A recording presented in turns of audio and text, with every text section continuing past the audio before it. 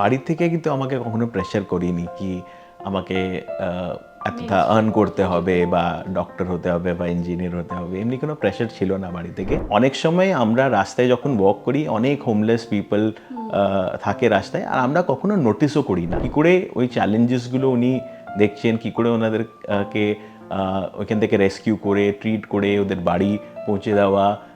আমি তখন ভাবতে পারলাম দ্যাট এর থেকে বড় কাজ কিছু হতে পারে না।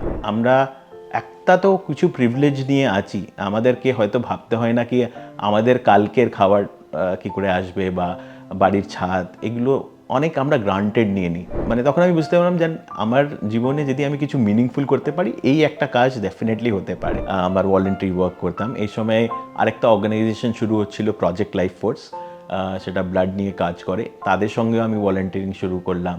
লায়ন্সের একটা ক্লাবের সঙ্গে ভলেন্টিয়ারিং শুরু করলাম। কলকাতায় একটা reality show West Bengal government শুরু করেছিল এগিয়ে বাংলা বলে, আমি ওইখানে একটা পার্টিসিপেন্ট ছিলাম। ওইখান থেকে আমি কিছু একটা ফান্ডও পেলাম ওই ভেঞ্চারে শুরু করার জন্যে। অনেক অর্গানাইজেশনকে অ্যাপ্রোচ করলাম, তো এনজিওস ব্যাপারে অনেক কিছু শিখলাম। তার মধ্যে একটা অর্গানাইজেশন যেটা হচ্ছে হাইভ ইন্ডিয়া, আমার নিতাইদার সঙ্গে দেখা হলো। উনি অ্যাজ আ মেন্টার আমার জন্যে। একটা ফর্মাল এমবিএ কখনো করিনি, কিন্তু আমি এই ভেঞ্চারগুলো করে যেটা শিখেছি সেটা আমার জন্য এক রকমের এমবিএ। ভুল করে যেটা শেখা হয় সেটা আরও বেশি ভ্যালুয়েবল হয়। হাইভের যে কাজটা আছে আমার মনে হলো এটাকে অ্যাড করতে পারি, ওই জন্য আমি অ্যাড করলাম তো শেয়ার ইয়েলো। আমার তো এটাকে আমি একটা থিম ক্রিয়েট করলাম নিজের জন্যে। আমি নিজের বলতাম মাই life theme, and my life theme is red means blood and water means blue, so anything related to water can come under that, and green anything environment, climate change, green হতে। But আমি নিজের স্কোপটা আরও broad রাখলাম, by sheer joy, sheer yellow. সেটার মধ্যে কিছুও আসতে পারে, একটা মেন্টাল হেলথ ইনিশিয়েটিভও আসতে পারে, কিছু কাউকে গিফট করাও আসতে পারে, কারোর জন্য কোনো ডিস্ট্রিবিউশন, কারোর উইশ ফুলফিল করা, কারোর মেডিকেল অ্যাক্সেস করে দেওয়া, everything can come under that. আমাদের সবার life limited 70, 80, whatever years. যে এই টাইমে যদি সবথেকে মিনিংফুল কোনো কজ হতে পারে সেটা ক্লাইমেট চেঞ্জ হতে পারে। কেন এটা যদি আমরা টাইমে কাজ না করি তারপরে আমাদের এই পৃথিবীতে এক্সিস্টেন্সই থাকবে না। হয়তো অনেক অনেক বছর পরে এখানে কোনো একটা স্পিসিস থাকবে, আর তখন বলবে দ্যাট মানুষ বলে একটা প্রজাতি ছিল, আর ওরা এতই বোকা ছিল নিজের পৃথিবীটাকে নিজেই ধ্বংস করে দিয়েছে।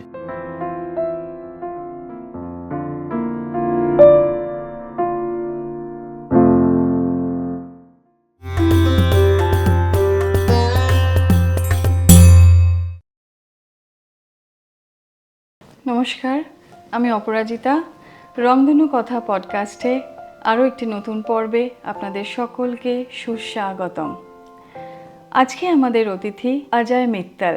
জন্মসূত্রে সে বাঙালি না হয়েও কর্মসূত্রে কলকাতা শহরকে ভালোবেসে একদম আপন করে মনে প্রাণে একজন বাঙালি। ছাত্র বয়স থেকে বা কলেজ জীবন শুরুর থেকেই নানান সমাজ কল্যাণ কাজের সাথে যুক্ত, এবং দীর্ঘ 15 বছর হয়ে গেল নানান কাজে যুক্ত করেছে নিজেকে, যেটি তাকে আন্তর্জাতিক স্তরেও নিয়ে গেছে। যেমন climate change, saving water, blood donation এবং পথবাসী মানুষ বা হোমলেস পপুলেশনের জন্য কাজ করা। কিভাবে সব সম্ভব হলো, কেনই বা সে সব ছেড়ে এই ধরনের কাজের সাথে যুক্ত হলো, চ্যালেঞ্জেস কী কী পেল, ভবিষ্যতে তার কি পরিকল্পনা, এই সব কিছু নিয়ে আজকে আমাদের সাথে আড্ডায় অজয় মিত্তল। অজয়, তোমাকে স্বাগত রংধনু কথা পডকাস্টে। তুমি সময় বার করে আমাদের সাথে এসেছো আজকে কথা বলতে, তোমাকে অনেক অনেক ধন্যবাদ। কেমন আছো? খুব ভালো। আমি খুব ধন্যবাদ আপনাকে এই পডকাস্টে আমাকে ইনভাইট করার জন্যে। আমি চাই কিছু যেটা আমার অভিজ্ঞতা আমি শেয়ার করতে চাই। হয়তো অনেকে যারা শুনবে হয়তো কিছু যদি ওদের চ্যালেঞ্জেস থাকে, ওরা কিছু করতে চাইছে, হয়তো আমার স্টোরি দিয়ে ওরা যদিও কিছু শুরু করতে পারে, that will be very good for me. আমাদেরও সেরমই প্রচেষ্টা। আমাদের অনেক দিন ধরেই কথা হচ্ছিল, আমাদের পরিকল্পনা ছিল তোমার সাথে আমাদের একদিন আড্ডা হওয়া খুব দরকার। আজকে সেই সুযোগটা হলো। তুমি কলকাতায় জন্ম, তুমি পড়াশোনা করেছো সেন্ট জেভিয়ার্স কলেজে। না, on- West Bengal university of technology. আচ্ছা, কলেজটা। হ্যাঁ। তো তোমার কি করে শুরু হলো তোমার এই যাত্রা, তারপর কি করে ধীরে ধীরে তুমি সোশ্যাল সার্ভিসেসে জয়েন করলে, সব একটু যদি তুমি ছোটবেলার কথা থেকে শুরু করো। অ্যাকচুয়ালি আমি যখন স্কুলে ছিলাম আমার যে একটা চাইল্ডহুড ড্রিম হয় সেটা ছিল অ্যাকচুয়ালি ইন্ডিয়ান এয়ারফোর্স জয়েন করার। আচ্ছা। আর তার জন্য আমি ক্লাস 10-এর পরে নিজের স্কুলও চেঞ্জ করলাম। আমি একটা আর্মি পাবলিক স্কুল তে জয়েন করলাম 11-12-এর জন্যে। কিন্তু যখন আমি এই স্কুলে জয়েন করি আমি অনেক আরও আর্মি যে যারা আমার ফ্রেন্ডস ছিল তাদের সঙ্গে যখন ইন্টারাক্ট করি তখন আমি একটা বুঝতে পারি যে আমার যে ধারণাটা ছিল যে এমনি একটা ডিফেন্স লাইফ হয় সেটা খুবই কন্ট্রাস্টিং ছিল। তা আমি তখন কিরকম, মানে তোমার আইডিয়া আর হ্যাঁ অ্যাকচুয়ালি মানে আমার যে অ্যাজাম্পশনটা ছিল সেটা অনেক ফিল্ম বা সিরিজ থেকে ইন্সপায়ার্ড ছিল। একজন ছোট ছেলে স্টুডেন্টের যেমন হয়, রাইট, কিন্তু সেটা অ্যাকচুয়ালি হয় না, সেটা অনেক ডিফারেন্ট কাইন্ড অফ লাইফ হয়। তো ওই সময়তে আমি কিন্তু অনেক লস্ট হয়ে গেলাম কি আমি কি করব এবার, কেন আমি সেটাই একটা চাইল্ডহুড ড্রিম নিয়ে ছিলাম। তো কাইন্ড অফ আমি একদম লস্ট হয়ে গেলাম আমি কি করব। আমি আবার ইঞ্জিনিয়ারিং এন্ট্রেন্সেও এনরোল করলাম কিন্তু আমি এন্ট্রেন্সে যাইনি এক্সাম দিতে। আর তারপরে আমি কম্পিউটার্স নিয়ে অনেক ভালো ছিল সেজন্য আমি একটা কম্পিউটার্সের কোর্সে এনরোল করলাম। আর সঙ্গে কিন্তু আমি চেষ্টা করলাম কি আমি করতে পারি সেটা দ্যাট কুড বি মিনিংফুল, যেটা ভালো হতে পারে, কারোর জন্য ভালো হতে পারে, সমাজের জন্য ভালো হতে বা কিছু একটা কন্ট্রিবিউট করতে পারি। তখন আমি অন্য অন্য অর্গানাইজেশনসের সঙ্গে ভলেন্টারিং করব বলে জানতে পারলাম কি হয় কোন ইস্যুজের মধ্যে। কলেজ শুরু হয়েছে সবে তখন কলেজে এনরোল করার পরে অ্যান্ড তখন আমি ফার্স্ট একটা অর্গানাইজেশন আছে আইসেক বলে, সেটা একটা ইন্টারন্যাশনাল অর্গানাইজেশন, তারা ইন্টারন্যাশনাল এক্সচেঞ্জ প্রোগ্রাম প্রমোট করে। সো সেটা আমার জন্য একটা অনেক ভালো প্ল্যাটফর্ম ছিল। ওইখান থেকে আমার ওইখানে রোল ছিল যারা ওইখান থেকে ভলেন্টারিং করতে আসছে তাদেরকে ইন্টার্নশিপ ক্রিয়েট করা এখানের এনজিওসের জন্য। আর তখন আমি অনেক এনজিওস কলকাতায় যারা আছে তাদের সঙ্গে ইন্টারাক্ট করতাম, তাদেরকে রিকোয়েস্ট করতাম কি ওরা যদি ইন্টারন্যাশনাল ইন্টার্নকে ভলেন্টারির অপরচুনিটি দিতে পারে। এটা তো তুমি যখন বলছো তখন বেশ অনেকটা বছর আগের কথা। হ্যাঁ, তখন তো সেটা আমাদের 2011। হ্যাঁ, তো সোশ্যাল মিডিয়া এতটা স্ট্রং হয়নি, বা তখন হয়তো স্মার্টফোন তোমার কাছেও নেই, তুমি জাস্ট স্টুডেন্ট। ওইখানে স্মার্টফোন এসে গেছে আমাদের কাছে। তুমি কি করে সব কন্ট্যাক্টস পেলে বা তখন কি করতে যদি একটু বলো। হ্যাঁ, ওই সময় ইন্টারনেট তো অনেকটা ছিল, তো আমরা ইন্টারনেটে সার্চ করতাম ডিফারেন্ট অর্গানাইজেশন, ওরপরে আমরা ওনাদেরকে কল করতাম, কল করে আবার ওনাদের সঙ্গে অ্যাপয়েন্টমেন্টে যেতাম, এক্সপ্লেন করতাম আমাদের অর্গানাইজেশনের ব্যাপারে আর কী করে ওদের বেনিফিট হতে পারে, কি আমাদের প্রপোজাল আছে সেটা ওদের সঙ্গে শেয়ার করতাম।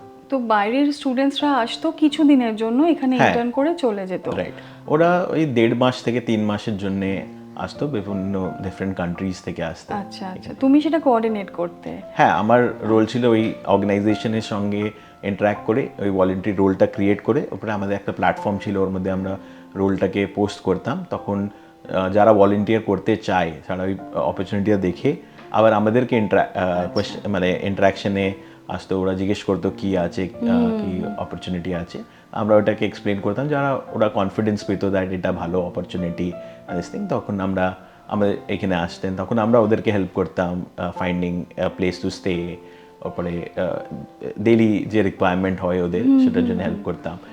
ওদের সঙ্গে আমরা ঘুরতামও একটু সিটিতে তো আমরাও কিছু শিখতাম ওদের দেশের ব্যাপারে, আর how things are different in different countries, অনেক কিছু শিখতে পারতাম ওই অপরচুনিটির সঙ্গে। তখন তো তুমিও স্টুডেন্ট, তুমি একদমই ধরো কত 18-19 ইয়ার্স হবে। I was 21, just 21। তো বাট তুমি তখন একটা তো এই কোঅর্ডিনেটর রোল বা লিড রোল তখন থেকেই তুমি নিতে শুরু করেছো। হ্যাঁ, সো ওই অর্গানাইজেশনের একটা রোল হয় ইন্টার্নশিপ, বাট ওরা নিজেকে এই অপরচুনিটি ইউথের জন্য ক্রিয়েট করে to become leaders through this. And ওই অর্গানাইজেশনের মেইন ফিলোসফি এটা কি, আমরা যদি অন্য কান্ট্রিজের সঙ্গে ইন্টারাক্ট করছি as youth, there will be more brotherhood and there will be more peace. এই অর্গানাইজেশনটা এস্টাবলিশ হয়েছিল after the world war II, which an objective that if there is more harmony there will be no third war. So এখন পর্যন্ত হয়তো অর্গানাইজেশনটা successful আছে। তাই যেন থাকে আরো ভবিষ্যতে। আর কিন্তু বলো, তুমি যে বললে একটা কথা, যখন তুমি একটু কনফিউজড হয়ে গেছো তখন তুমি ভাবলে যদি সমাজের জন্য কিছু করা যায়। তো একটা ছোট স্টুডেন্ট তখন তো বাড়িরও প্রেশার থাকবে যে আমাকে এন্ট্রান্স দিতে হবে, আমি কোন ইঞ্জিনিয়ারিং কলেজে ভর্তি হব বা মেডিকেল বা অন্য কিছু করব, তখন ম্যানেজমেন্টের কিছু করব। তোমার এই কথাটা কেন মনে হলো? আর হ্যাঁ। তুমি আইস্যাকে কেন জয়েন করলে? তুমি তো অন্য কোথাও ভলেন্টারি হিসেবেও জয়েন করতে পারতে, মানে ইন্টার্ন হিসেবে। রাইট। ওই কিছু সময় তো তুমি একটা ভাবনা বা কিছু তোমাকে স্ট্রাইক করলো যেটাতে তুমি ফিল করলে যে না, আই শুড ডু সামথিং। হ্যাঁ, আমার বাড়ি থেকে কিন্তু আমাকে কখনো প্রেশার করিনি কি আমাকে এতটা Mainstream আর্ন করতে কোথাও হবে যেতে বা হবে। ডক্টর হতে হবে বা ইঞ্জিনিয়ার হতে হবে, এমনি কোনো প্রেশার ছিল না বাড়ি থেকে। আমার স্পেশালি মাই ড্যাড আমাকে অনেক সাপোর্ট করেছে বাহ। যা আমি করতে চাই সেজন্য বাহ। This thing. That's উনি a এটাও blessing. বললেন দ্যাট, হ্যাঁ উনি এটাই বললেন দ্যাট যেটা তুমি করতে চাও ট্রাই করো, তো একটা ফ্যামিলি বিজনেস আছে সেটার মধ্যে তুমি আসতেই পারো, সেটা তোমার অপরচুনিটি আছে। তো একটা ব্যাকআপ ছিল আমার কাছে, তো হয়তো সেটা আমার জন্য একটা ভালো জিনিস ছিল, দ্যাট সাপোর্টও ছিল, একটা ব্যাকআপও ছিল। সেজন্য আমি ভাবলাম আমি যদি আর কিছু শিখতে পারি। আর আমার এটা মাথায় অনেক ক্লিয়ার ছিল that any form of learning, এটা যেখানেও আমি শিখি সেটা কোথায় না কোথায় অ্যাপ্লাই করতে পারবোই, চাই আমি ব্যবসা করি বা কিছুও করি। অ্যান্ড সেটা একদমই ঠিক ছিল। আমি ওইখানে যেটা একটা নট ফর প্রফিটেও শিখলাম, সেটা কিন্তু অনেক বিজনেসে আমার ইউটিলাইজেশন আছে। তার একটা কল করা, কাউকে বলা, it is like sales and marketing, right? তো সেটাই আমি ওইখানে শিখলাম। মানে আমাদের কলেজে তো কখনো শেখা হয় না কি একটা মেলও কি করে ভালো করে টাইপ করে Right, পাঠানো হ্যাঁ। হয়। তো সেটাও আমি ওই সময় শিখলাম কি করতে গিয়ে। কাউকে অ্যাপ্রোচ করার জন্য কি করে, কাকে কল করা উচিত, কি বলা উচিত, কি মেল করা উচিত, কি করে প্রপোজাল বানানো উচিত। সো এইসব কমিউনিকেশন যেটা হয় সেটা আমি অনেক কিছু ওই সময়তেই শিখলাম। সো তো তুমি তো কলেজ করতে হতো, তখন এই কাজটা কি করে সামলাতে? কলেজে তো পড়াশোনাটা করতে হচ্ছে তখন। হ্যাঁ, তো কলেজে graduation তুমি। মানে যত রিকোয়ারমেন্ট অফ অ্যাটেন্ডেন্স ছিল সেটা করেই আমি সঙ্গে এটা করতাম ভলেন্টারি লেভেলে, তো হয়ে যেত। এটা আর কত বছর তুমি ওদের সাথে আইসেকে আমি কাজ আইসেকের সঙ্গে 2 বছর ছিলাম, 2011 অ্যান্ড দেন 2012 পুরো। আচ্ছা। তারপরে তারপরে তোমার কলেজ শেষ হলো, গ্রাজুয়েশন কমপ্লিট করে সো তারপর তুমি। আমার কলেজের ঠিক পরে যখন আমি কলেজ মানে আইসে কাজ করছি, তখন আমি আহ, অনেক অর্গানাইজেশনকে অ্যাপ্রোচ করলাম, তো এনজিওর ব্যাপারে অনেক কিছু শিখলাম। তার মধ্যে একটা অর্গানাইজেশন যেটা হচ্ছে হাইভ ইন্ডিয়া, আমার নিতাই দার সঙ্গে দেখা হলো। উনি অ্যাজ আ মেন্টর আমার জন্যে। আর ওনার সঙ্গে ফার্স্ট মিটিং যেটা ছিল সেটা আমারও মনে আছে এখনও। একটা সিসিডিতে আমরা দেখা করতে গেছিলাম। আর ওই মিটিংয়ে আমার সঙ্গে একটা আমার জুনিয়রও ছিল, মানে আমি ওই সময় একটা ম্যানেজার ছিলাম, ওর সঙ্গে আমার একটা আর ভলেন্টিয়ার ছিল। অ্যান্ড ওই ভলেন্টিয়ারটাই মিটিংটা সেট করেছিল। তো আমি ফার্স্ট টাইম ইন্টারাক্ট করছি। তখন ফার্স্ট টাইম যখন এলাম, উনি আমাদের উপরে একদম মানে ওয়াজ শাউটিং অ্যাট আস। কেন হয়েছিল, আমাদের এই অর্গানাইজেশনে এভরি ইয়ার লিডারশিপ চেঞ্জ হয়। তার আগে হয়তো কেউ আর অ্যাপ্রোচ করেছিল, আর একটা ব্যাড এক্সপিরিয়েন্স হয়েছিল ওনাদের সঙ্গে। ওকে। বাট আমি জানি না ওই মিটিংয়ে কী হলো, বাট উনি একটা কনফিডেন্স কিছু পেলেন আমাদের ইন্টারাকশন করে, আর উনি অ্যাগ্রি করলেন না উনি ইন্টার্নটা নেবেন নিজের অর্গানাইজেশনে। অ্যান্ড সামহাও আমি ওনার কাজের ব্যাপারে আরও জানতে পারলাম। আর আমি দেখলাম কি অনেক সময় আমরা রাস্তায় যখন ওয়াক করি, অনেক হোমলেস পিপল থাকে রাস্তায়, আর আমরা কখনো নোটিসও করি না। এত বছর আমি কলকাতায় ওয়াক করছি, আমি কখনো নোটিস করলাম না। আর আমি দেখলাম কি কী করে ওই চ্যালেঞ্জেসগুলো উনি দেখছেন, কী করে ওনাদেরকে ওইখান থেকে রেস্কিউ করে, ট্রিট করে ওদের বাড়ি পৌঁছে দেওয়া। আমি তখন ভাবতে পারলাম দ্যাট এর থেকে বড় কাজ কিছু হতে পারে না। কেন মানে আমরা একটা তো কিছু প্রিভিলেজ নিয়ে আছি, আমাদেরকে হয়তো ভাবতে হয় না কি আমাদের কালকের খাবার কী করে আসবে বা বাড়ির ছাদ, এগুলো অনেক আমরা গ্রান্টেড নিয়ে নিই। কিন্তু ওইখানে ওই চ্যালেঞ্জেসগুলো মানে তখন আমি বুঝতে পারলাম যে আমার জীবনে যদি আমি কিছু মিনিংফুল করতে পারি, এই একটা কাজ ডেফিনেটলি হতে পারে। আর আমি ওনার সঙ্গেও ভলেন্টিয়ার করতে শুরু করলাম। তখন আমি অনেক কিছু শিখলাম। আমার মনে হলো এই কাজটাই আমি এগোতে পারি। কিন্তু উনি আমাকে গাইড করলেন, বললেন না তুমি এখানে ভলেন্টিয়ার হিসাবে কাজ করো, কিন্তু এইটাই তোমার স্ট্রেন্থ না, তোমার অনেক কোয়ালিটিস আছে, তুমি আরও বাইরে গিয়ে এক্সপ্লোর করো তুমি কি করতে চাও। অ্যান্ড ওই অ্যাসোসিয়েশনটা এখনও আমার আছে। মানে অ্যাজ আ মেন্টর, আর আমি ওর সঙ্গে এখনও যুক্ত আছি। আর এই কাজ যেটা আমরা কলকাতা শহরে করি সেটা খুবই খুবই মিনিংফুল ওয়ার্ক হিসাবে। আর এত স্টোরিজ আছে রেস্কিউ, মানে আমি এত বছরে দেখেছি, সেটা নিয়ে মনে হয় দ্যাট একটা কিছু মিনিংফুল আমি করছি এখনও। তো সেটা নিয়ে আমার খুব ভালো লাগে এই কাজের সঙ্গে যুক্ত থাকাটা। মানুষের পাশে মানুষ হয়ে দাঁড়ানোর থেকে এর চেয়ে বড় পাওয়া আর কি হতে পারে। আর তারপর তুমি তখন যুক্ত হয়ে গেলে, হাইবের সাথে তোমার পথ চলা শুরু হলো। তখন তোমার গ্র্যাজুয়েশন শেষ হচ্ছে, রাইট। তখন আইসেক শেষ হয়ে গেল, তারপরেও তুমি আর পড়লে, তারপরে মাস্টার্স করলে? না, ওর পরে আমি তুমি আফটার আইসেক আমি একটা নিজের কনসালটেন্সি শুরু করলাম, নিজের একটা আইসেকের বন্ধুর সঙ্গে। আর ওই সময় আমি অর্ধেক কাজ করতে থাকতাম, অর্ধেক টাইম, আর সঙ্গে আবার ভলেন্টারি ওয়ার্ক করতাম। এই সময় আরেকটা অর্গানাইজেশন শুরু হচ্ছিল, প্রজেক্ট লাইফ ফোর্স, সেটা ব্লাড নিয়ে কাজ করে, তাদের সঙ্গেও আমি ভলেন্টিয়ারিং শুরু করলাম। লায়ন্সের একটা ক্লাবের সঙ্গে ভলেন্টিয়ারিং শুরু করলাম। সো সেই ভলেন্টিয়ারিং করতে আমার ভালো লাগতো, that was my passion. But কখনো আমি একটা চাইতাম কি আমার একটা স্টেডি সোর্স অফ ইনকামও আমাকে জেনারেট করতে হবে। তার জন্য আমি একটা বিজনেস ভেঞ্চার শুরু করলাম। সেই বিজনেস ভেঞ্চারটা আমি 2-3 বছর কন্টিনিউ করলাম, কিন্তু ওই বিজনেস ভেঞ্চারটা আরও বেশি স্কেল করা যাচ্ছিল না। মানে এটা তোমার ফ্যামিলি বিজনেসের বাইরে তুমি নিজে শুরু করলে? আচ্ছা, এটা একটা এডুকেশন কনসাল্টিং ফার্ম ছিল অ্যাকচুয়ালি। ওটার আইডিয়াটা আইসেকের সঙ্গেই যুক্ত ছিল। আইসেকে যে ইন্টার্নগুলো আসতো, আমরা ওই ইন্টার্নস কে নিয়ে স্কুলসে একটা এডুকেশনাল প্রোগ্রাম শুরু করেছিলাম, যেখানে স্কুলস, যেটা formal schools, English medium schools, private schools, তাদের সঙ্গে আমরা একটা ইন্টারন্যাশনাল স্টুডেন্টসকে নিয়ে একটা ইন্টার্নশিপ, ফর্মাল ইন্টার্নশিপ রান করতাম। সেটা নট জাস্ট ভলেন্টারি বাট একটু বেশি, সেটা পেড ইন্টার্নশিপ ছিল। তো ওটার মধ্যে আইসেকের যে রিসোর্সেসটা অনেক কাজে লাগলো আমরা, তো ওইটা নিয়ে আমরা শুরু করলাম। আর একটা খুব ভালো প্রোগ্রাম ছিল আমাদের। শিলিগুড়িতেও স্কুলস আমাদের পার্টনার ছিল, কলকাতায় স্কুলস পার্টনার ছিল। কিন্তু একটা পয়েন্ট পরে আমরা দেখলাম এটাকে বেশি স্কেল করা যাবে না। একটা পয়েন্ট তখন আমি একটা অন্য ভেঞ্চারে যুক্ত হলাম। আর তখন আমি একটা স্টার্ট আপ আইডিয়ার উপরে কাজ করলাম। আর কলকাতায় একটা reality show West Bengal government শুরু করছিল, এগিয়ে বাংলা বলে। আমি ওইখানে একটা পার্টিসিপেন্ট ছিলাম। আমি one of the participants in this show. And ওইখান থেকে আমি কিছু একটা ফান্ডও পেলাম ওই ভেঞ্চারে শুরু করার জন্যে। পরে আমি IIM ক্যালকাটারও সাপোর্ট ছিল এখানে। আমি IIM ক্যালকাটা ওই ভেঞ্চারটা আমরা তখন লঞ্চ করলাম। অ্যান্ড ওই ভেঞ্চারটা লঞ্চ করার পরে ওইখানে আমি একটা ফান্ডারও পেলাম যে আমার ভেঞ্চারটাকে সাপোর্ট করছিল। ওটা একটা প্ল্যাটফর্ম ছিল, meraworkshop.com বলে। ওটা একটা প্ল্যাটফর্ম ছিল ফর ওয়ার্কশপস, যেমনি বুক মাই শোতে আমরা টিকিটস কিনি, তেমনি ওয়ার্কশপসটাকে আমরা প্রমোট করতাম। আমরা রেভিনিউ জেনারেট করছিলাম। কিন্তু ওই সময়টাই আমার একটা বড় ইনভেস্টরের সঙ্গে কথা হচ্ছিল ফর ফার্দার ইনভেস্টমেন্ট। আর ওই সময়তে আমি এয়ার পলিউশন নিয়ে অনেক চিন্তিত ছিলাম, কলকাতার এয়ার পলিউশন। This is 2017। তখন আমি ডিসাইড করলাম, no, I want to do something in the development field. আর আমি যদি ওই পয়সাটা এখন নিয়ে নিই, তখন আমার একটা কমিটমেন্ট হয়ে যাবে টুয়ার্ডস দ্য স্টার্টআপ, করতে হবে।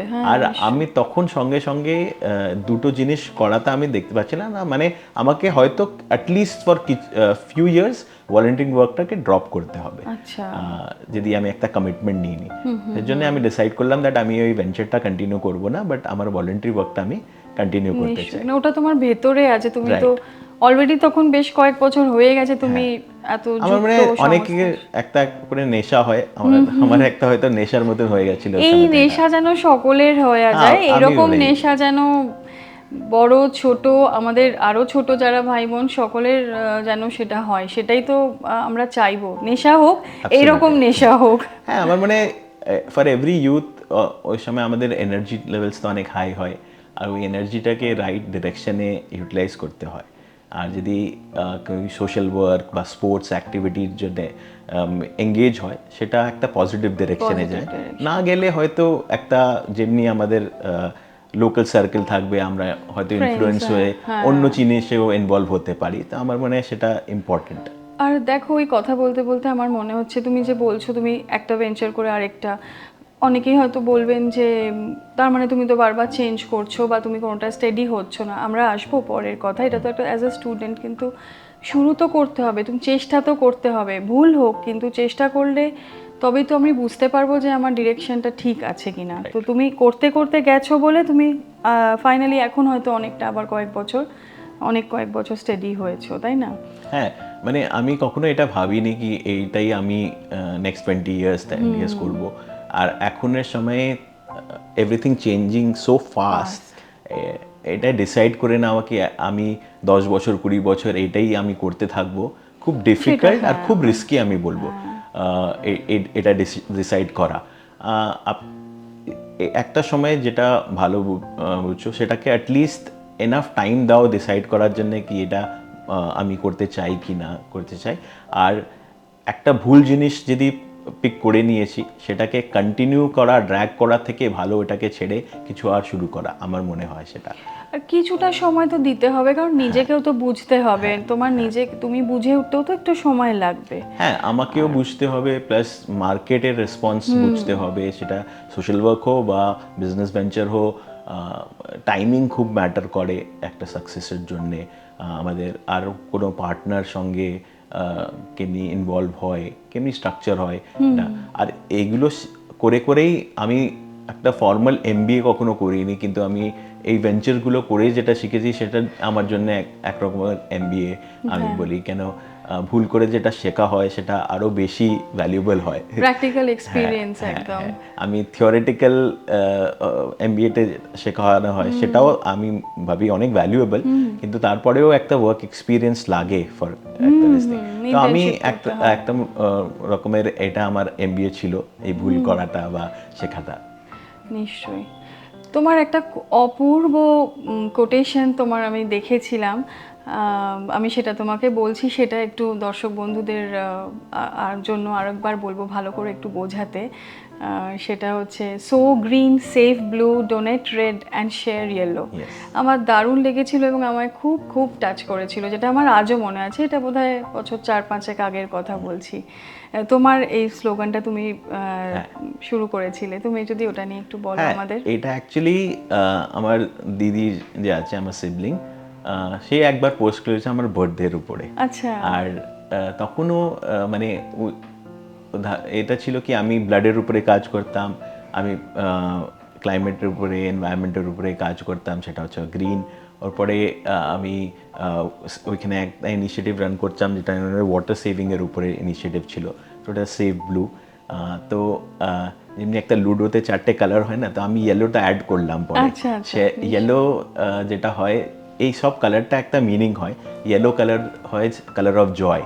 তো আমি ভাবছিলাম যেটা আমি কাজ করি হয়তো ছোটো মোটো ইনিশিয়েটিভ, কোনো ভলেন্টারি, কোনো ডিস্ট্রিবিউশন বা হাইওয়ের যে কাজটা আছে, আমার মনে হলো এটাকে অ্যাড করতে পারি। তো ওই জন্য আমি অ্যাড করলাম তো শেয়ার ইয়েলো। আমার তো এটাকে আমি একটা থিম ক্রিয়েট করলাম নিজের জন্যে। আমি নিজের বলতাম মাই লাইফ থিম। আর এটা আমি এর জন্য করলাম কি আমি কোনো সোশ্যাল ওয়ার্ক নিয়ে অনেক এক্সাইটেড হয়ে যেতাম, আর একটা তো বাউন্ডারি ক্রিয়েট করতে হবে। তো আমি ভাবলাম এটা একটা বাউন্ডারি হতে পারে। My life theme is red means blood and water means blue, so anything related to water can come under that, and green anything environment, climate change, green হতে। বাট আমি নিজের স্কোপটা আরও ব্রড রাখলাম, by sheer joy, sheer yellow. সেটার মধ্যে কিছুও আসতে পারে, একটা মেন্টাল হেলথ ইনিশিয়েটিভও আসতে পারে, কিছু কাউকে গিফট করাও আসতে পারে, কারোর জন্য কোনো ডিস্ট্রিবিউশন, কার উইশ ফুলফিল করা, কারোর মেডিকেল অ্যাক্সেস করে দেওয়া, everything can come under that. এর চেয়ে বড় আর কি হতে পারে বলো তো, মানুষকে আনন্দ দেবার থেকে। এটা তো মানে চেষ্টা করে টাকা দিয়ে সবসময় হবে তা নয়, এটা তো করতে গেলে তোমায় ভাবতে হবে, সেই কানেকশনটা সেই টাইমে করাতে হবে, অনেক কিছু আছে। এটা তো বিরাট বিরাট চিন্তার পরিচয় তুমি দিয়েছো। আর তোমার ক্লাইমেট চেঞ্জ নিয়ে তোমার কাজের কথা একটু শুনবো।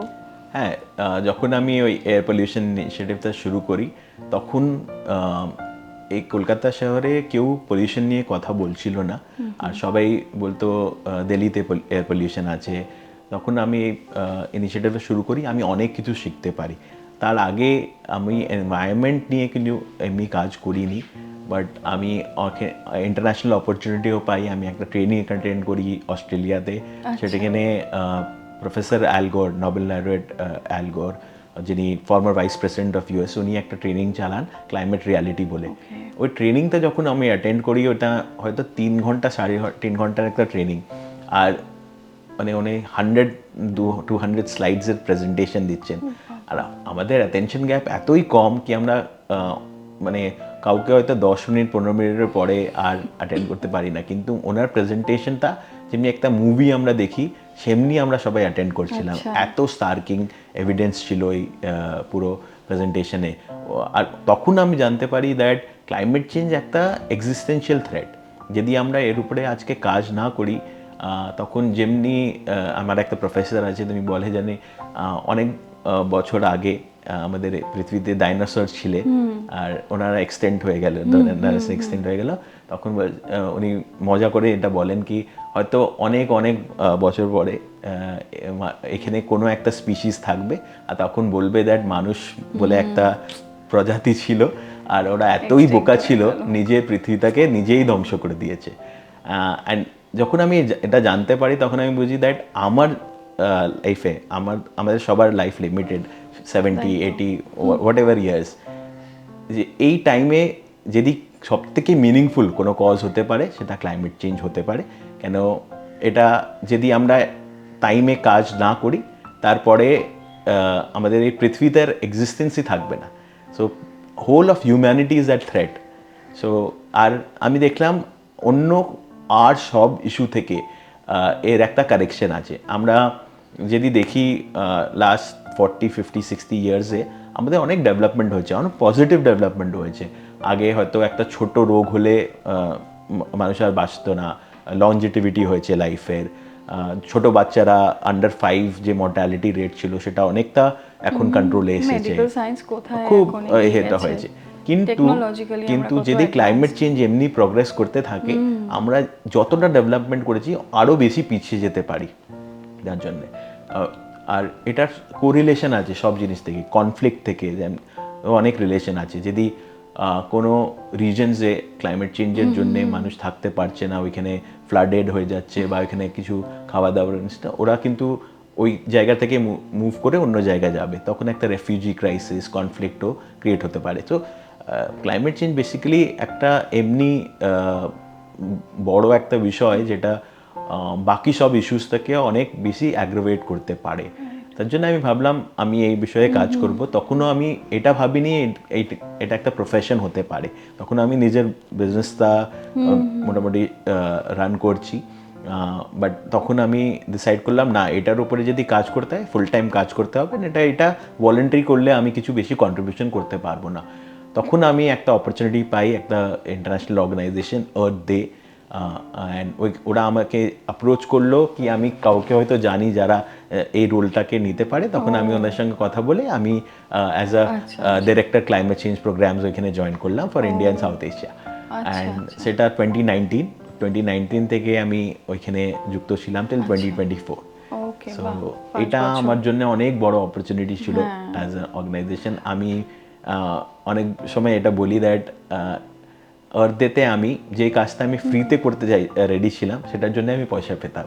তা আমি অনেক কিছু সময় অনেক এক্সাইটেড ছিলাম দ্যাট আমি যেটা ফ্রিতে করতে রেডি ছিলাম, আমি এখন পয়সাও পাচ্ছি, ওই কাজটা করছি। কার্বন মার্কেটসের উপরে শুরু করলাম কাজ, ওইখানে অনেক ভালো সাপোর্ট পাওয়া যায়। আর আমাদের এখানে তো অনেক ফার্মার কমিউনিটিস আছে, ফার্মার কমিউনিটির সঙ্গে অ্যাগ্রো ফরেস্ট্রি প্রজেক্ট করলে ফার্মার কমিউনিটিজ ইনকামটা ইমপ্রুভ করতে পারি আমরা, তারপরে ক্লাইমেট চেঞ্জকে মিটিগেট করতে পারি। তো এটা আমার খুব ভালো লাগলো, আর আমি এটার উপরেই এখন কাজ করছি। আমার অনেকটা সময় ওইখানে যায়।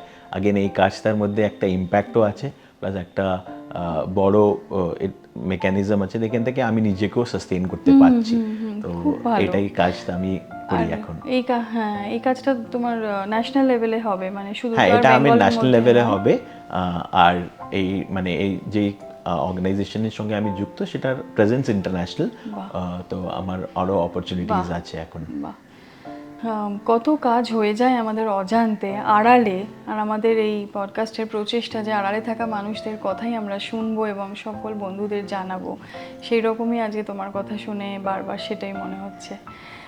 তুমি আরও, এখন তো তুমি ফর্মালি কাজ করছো কোনো সংস্থার সাথে, তুমি আরও কিছু তোমার ভলেন্টারি ইনিশিয়েটিভ আছে তুমি বা তোমার বন্ধুদের সাথে গাছ লাগানো নিয়ে, যেটা তুমি খুব মানে রেগুলারলি করো। অনেকেই আমরা করি, হয়তো একটা দিন, একটা ক্যালেন্ডারে জাস্ট একটা দিন আছে আমরা অবজার্ভ করার জন্যে করতে হবে বা একটা প্রজেক্ট হিসেবে করতে হবে, বাট তোমার সেটা নয়, তুমি করছো অনেক বছর ধরে, যেগুলো আমরা খুব সাধারণভাবেও কেউ করতে পারি, সাধারণ মানুষ বা কোনো বাচ্চাও করতে পারে সেই কাজ বা জল নিয়ে, সেটা একটু তুমি বলো। হ্যাঁ, যেটা আমি বলছিলাম একটা নেশার মধ্যে, যে নেশাটা আমি এখনো ছাড়িনি। না, ছেড়েও না।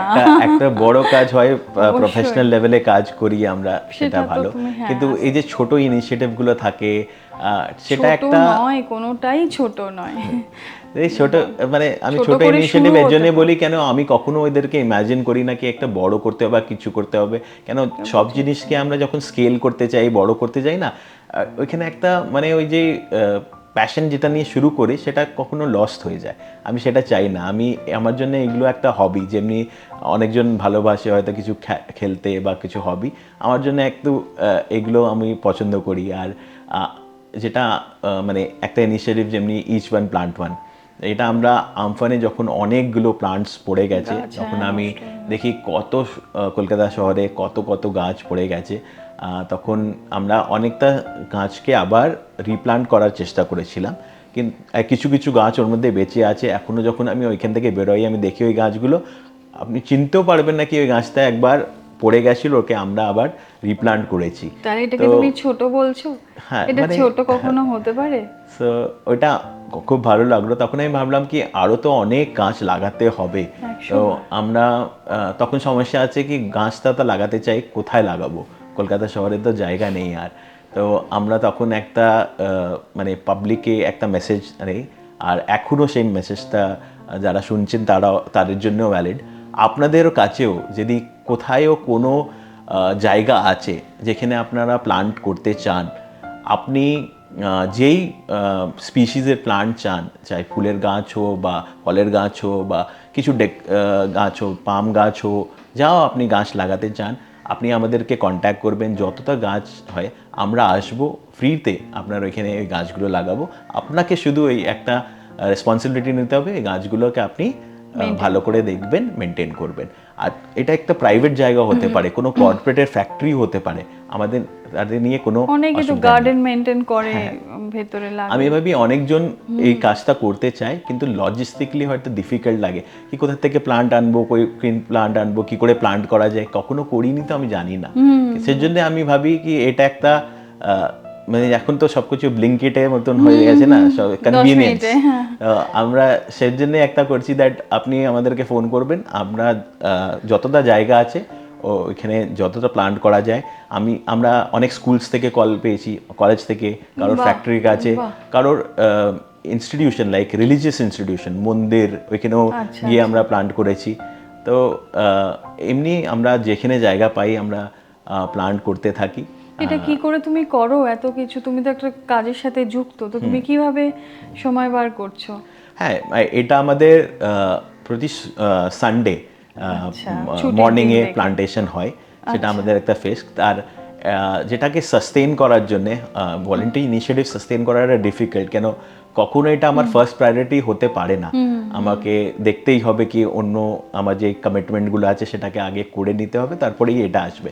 তার জন্য আমি যেটা করেছি আমি কখনো একটা ইনিশিয়েটিভ যদি মাথায় আসে, আমি কখনো নিজের যে ফ্রেন্ডস যারা আরও ইন্টারেস্টেড তাদের সঙ্গে এটাকে ডিসকাস করে আর সঙ্গেই লঞ্চ করি। তাদের একটা ওনারশিপ থাকে বা থাকে, তখন কি হয়, আমার হয়তো কোনো সময় একটা ব্যস্ততা আছে বা এনার্জি লো হয়ে গেছে, আমি হয়তো কন্ট্রিবিউট করতে পারছি না, কিন্তু আমাদের কালেকটিভ এনার্জির সঙ্গে এটা সাস্টেইন করতে পারে, কাজটা বন্ধ হবে না, তুমি না পারলেও গ্রুপ আরেকজন করে দিতে পারবে। আর সেটাই ইম্পর্টেন্ট আমার মনে হয় কি, আমি তো যেটা করতে চাইছি আলটিমেট রেজাল্ট আমরা যখন শুরু করি হচ্ছে গাছ লাগানো। যেন যে আমি আছি পরে নেই সেটা ইম্পর্টেন্ট না, যদি গাছটা লাগাতে চাই সেটা তো ভালো। আমি হয়তো অন্য ইনিশিয়েটিভ নিয়ে এক্সাইটেড হয়ে গেলাম, ওইখানে বেশি টাইম দিচ্ছি, সেটা ভালোই, আমি সেটাই ভালো। আর তোমার বলেইছো, তুমি নিজেই স্বীকার করছো মাঝে মাঝেই এক নতুন কিছুতে তুমি প্রচন্ড এক্সাইটেড। আর জলের ব্যাপারটা, হ্যাঁ, জল save জলেরটা করাটা কি? একবার আমার একজন বন্ধু আছেন, উনি নিজের ছেলেকে শ্রী শ্রী একাডেমি ছাড়তে যান। যখন যাচ্ছেন তখন রাস্তায় দেখে নিলেন এমনি কল খোলা। আমরা সবাই কলকাতায় দেখি, হয়তো মাথায় কারোর আসে না, পরে ওনার মাথায় সেটা আসলো আর উনি আমাকে ফোন করলেন। উনি ভাবলেন আমি কিছু করতে পারবো হেল্প। তখন আমি ওনার সঙ্গে যাই। আর আমরা কি করি, আমরা পাশে দেখলাম একটা প্লাম্বারের দোকান আছে, ওইখান থেকে কিছু জিনিসপত্র নিয়ে একটা লোকাল প্লাম্বারকে নিয়ে আমরা ওইখানে যতটা প্লান্ট ছিল 7-8টা কল ছিল, সেটাকে আমরা ওইখানে ফিক্স করে দিই। আচ্ছা, আর এটা ফিক্স করার পর আমরা ওইটাকে বাস কেউ সোশ্যাল কিছু মিডিয়াতে তুমি- শেয়ার করলাম, কেউ করলাম। মানে জিজ্ঞেস করেনি, কেউ বাধা পেয়েছো? না না, কোনো ওই বাধা ওই দিন দেয়নি? তো কিছু হয়নি এমনি অসুবিধা। তখন আমি সোশ্যাল মিডিয়াতে যখন শেয়ার করলাম, আমরা ভাবতে পারিনি মানুষ এত ভালো রেসপন্স দেবে। কি আমার বললো কি এটা খুব ভালো ইনিশিয়েটিভ, আর আমরা খুব মোটিভেটেড ফিল করলাম ওটা নিয়ে। আর সঙ্গে যেটা হলো, বললে কি আমার লোক্যালিটিও এখানে আছে, তখন আমরা ভাবলাম কি এভরি মর্নিং মানে উইকেন্ড মর্নিংয়ে আমরা এটা করব। আমরা নিজের স্কুটি নিয়ে বেরোতাম, জিনিসপত্র নিয়ে, প্লাম্বারকে নিয়ে। আর একটা লোক্যালিটিতে আমরা যে আমাদেরকে ফোন করতে তাদেরকে একটাই রিকোয়েস্ট করতাম, কেন এত গলিতে না খুঁজতে অনেক টাইম লাগে, ফিক্স করতে বেশি টাইম লাগে না। আমরা বলতাম আপনি 20টা-25টা আইডেন্টিফাই করে রাখুন, আমরা এসে প্ল্যান করে এটা মানে যেখানে আমরা জল দেখি যে ওয়েস্টেজ হচ্ছে, সোজা কথা, যেখানে কলে কোনো রাইট। কল বন্ধ নেই, কল খোলা, তো এটা কেন হয় তোমার কি মনে হলো? আমার মনে হয় এটা একটা লেভেলে কারোরও রেসপন্সিবিলিটি বা কাউকে ব্লেম করার কোনো জায়গা নেই, কেন এত বেশি ইউজ হয় কলগুলো কি ওটাকে আফটার পয়েন্ট ওটা ভেঙে যায় বা কিছু হয়ে যায়। ওটাকে কেউ রিপ্লেস করবে তার জন্য তো মানে সরকারের জন্য ওয়েট করছে মানুষ আবার কিছু করছে না, সেটা একটা গ্যাপ হয়ে যায় আমার মনে হয়। বাট ওই সিটিজেন্সরাই আমাদেরকে কল করে কি আমাদের এখানে কলটা নেই, আপনারা যদি এসে লাগিয়ে দেন। তো আমরা অনেক মানে আমি যতটা কলকাতা ওই সময় ঘুরেছি, আমি তো ঘুরিনি, এত লেন্সে গেছি যেটা আমি ভাবতে পারিনি কলকাতায় এমনিও জায়গা আছে। হ্যাঁ, তখন তো এটাকে আমরা একটা ফান ইনিশিয়েটিভ করে নিলাম। এভরি উইকেন্ডে আমরা বেরোতাম, অন্য অন্য লোকের সঙ্গে ইন্টারাকশন হতো। গাছ লাগানো হ্যাঁ, গাছ লাগাটা চলছে, আবার আমাদের তোমার ওয়াটার সেভিং পরে অ্যাড হলো। এটা আগেও চলছিল। আচ্ছা। তো ওটা আমরা পুরো কলকাতাটা অলমোস্ট কভার করেছি, মোর দ্যান 2100 ট্যাপস ইনস্টল করে ইন 2 to 3 ইয়ার্স। ওপরে কোভিডের সময় একটু কমে গেল এটা ইনিশিয়েটিভটা। ওইটা কোভিডের আগেই স্টার্ট হ্যাঁ, হয়েছিল? এটা কোভিডের আগে 2019 শুরু হয়ে গেছিল এটা। আচ্ছা আচ্ছা। আর এটাকে আমরা একটা ফান ইনিশিয়েটিভ করে নিয়েছিলাম, উইকেন্ডে বেরোতাম একটু প্লান্টেশন করে, ওপরে ওইখানে যখন প্লান্টেশনটা হয়ে যেত তখন জিজ্ঞেস করতাম এখানে সব থেকে ভালো ব্রেকফাস্ট কোথায় পাওয়া যায়। ওইখানে আমরা কলকাতায় ডিফারেন্ট জায়গায় ব্রেকফাস্ট ট্রাই করতাম। তো একটা ইনিশিয়েটিভ হয়ে গেল। আর আমি সেটাই এনকারেজ করি কি আপনি মানে উইকেন্ডসে একটা ভালো কাজকে নিয়ে একটা ব্রেকফাস্ট বা কিছু করে ফ্রেন্ডসদের সঙ্গে দেখা করে একটা কিছু কাজ করো, প্লান্টেশন করো, কিছু ডিস্ট্রিবিউশন করো, কিছু একটা কাজ করো, সেটা মানে it adds to the happiness. Yellow color is share yellow. share yellow. আর আমি নিজে ব্যক্তিগতভাবে অনেকে রেফার করেছি তোমার number during any medical crisis, ব্লাডের সঙ্গেও অসাধারণ সাপোর্ট তারা পেয়েছেন, তারা বা অনেকের মাধ্যমে। তো সেইটাও তোমার একটা খুব বড় ইনিশিয়েটিভের সাথে তুমি যুক্ত, সেটাও এখনো চলছে, সেখানে তুমি এখনো আছো, যেখানে ব্লাডের ক্রাইসিস হলে তোমরা তো ব্লাড ডোনেশন ড্রাইভও করো আমি শুনেছি, সেটা নিয়েও একটু বলো। So project life force again একটা আমার জন্য আনাদার ফ্যামিলির মতন। আমরা সবাই যারা যুক্ত, আর এই অর্গানাইজেশন 100% ভলেন্টিয়ার, কেউও পেড স্টাফ না আমরা। আর আমাদের এনি টাইম 100 থেকে 150 ভলেন্টিয়ার্স আমাদের সঙ্গে যুক্ত থাকে। আর আমরা যেটা করি হচ্ছে 3টে জিনিস। একটা আমরা অ্যাওয়ারনেস স্প্রেড করি স্কুলস কলেজেসে গিয়ে about voluntary blood donation. Second হচ্ছে আমরা ব্লাড ডোনেশন ক্যাম্পস অর্গানাইজ করি। আর থার্ড হচ্ছে কারোর ব্লাড রিকোয়ারমেন্ট হলে আমাদেরকে কল করে, আমরা হয়তো ব্লাড ব্যাঙ্কস যাদের সঙ্গে আমরা কাজ করি ওইখান থেকে ব্লাড মোবিলাইজ করে দিই, না থাকলে আমরা ডোনার্সও মোবিলাইজ করে পাঠাই। তো তোমার এই যে 100-150 মানুষ বললেন যুক্ত, তারাই প্রত্যেকে ডোনার, মানে তারা ডোনেট করতে চান? না, সেটা হচ্ছে ভলেন্টিয়ার্স আমাদের সঙ্গে ক্যাম্পসের মধ্যে আসেন, ওরা ক্যাম্পসে ভলেন্টিয়ার করেন। এমনি ডোনার্স তো আমাদের নেটওয়ার্ক থেকে আরও অ্যাপ্রোচ করি। যখন আমরা ক্যাম্পসে যাই বলে কি আমার আরও কোনো প্রয়োজন থাকলে আমাকে কল করতে পারো, সেমনি আমরা অ্যাড করে নিই ওনাদেরকে। তো এটা একটা খুব ভালো ইনিশিয়েটিভ আছে, এত ভালো অর্গ্যানিক্যালি গ্রো করেছে। ইভেন কোভিডের সঙ্গে আমরা দেখলাম কি ক্যাম্পস কমে যাচ্ছে, আমরা কি করব, তখন আমাদের কাছে একটা বাস ছিল যেখানে বাসে ডোনেশন হয়, তখন আরেকটা বাস একজন আমাদেরকে ডোনেট করলেন। তো আমাদের কাছে এখন 2টো বাস আছে সেখানে। মানে বাসের মধ্যে ব্লাড ডোনেশন ক্যাম্পটা হয় আর এটা কি, mobile blood donation mobile unit, এটা একটা ভালো বড় বাস আমাদের আছে, সেখানে অনেক কমফোর্টেবলি কেউ ডোনেট করতে পারে। তো কারো যদি জায়গা নেই, কোনো কর্পোরেট আছে, ওদের কি হয়, ওরা চায় না নিজের ডেটা ডিস্টার্বড হোক, ওয়ার্কিং ডেটা, ওদের জন্য অনেক ডিফিকাল্ট হয়ে যায় একটা লজিস্টিকলি এটা করা। তো আগেন যেমনি আমি প্লান্টের ব্যাপারে বলছিলাম, সেমনি যদি আমাদেরকে কেউ ফোন করে, ওদেরকে কিচ্ছু করতে হবে না, অ্যারেঞ্জমেন্ট আমরা পুরোটাই নিজে অ্যারেঞ্জ করে দিই। ওইখানে যদি পার্কিংয়ের জায়গা আছে, বাসটায় আমরা ওইখানে পার্ক করে দেবো, হয়তো 2-4জন করে আসলে ডোনেট করলে আবার চলে গেল, কাজে চলে গেল। বাহ, সেটা যদি ওদের 500-1000 যত এমপ্লয়িজ থাকে, একদিন 2 দিন আমরা ব্লাড ডোনেশনটা ওইখানে ড্রাইভ করতে পারি।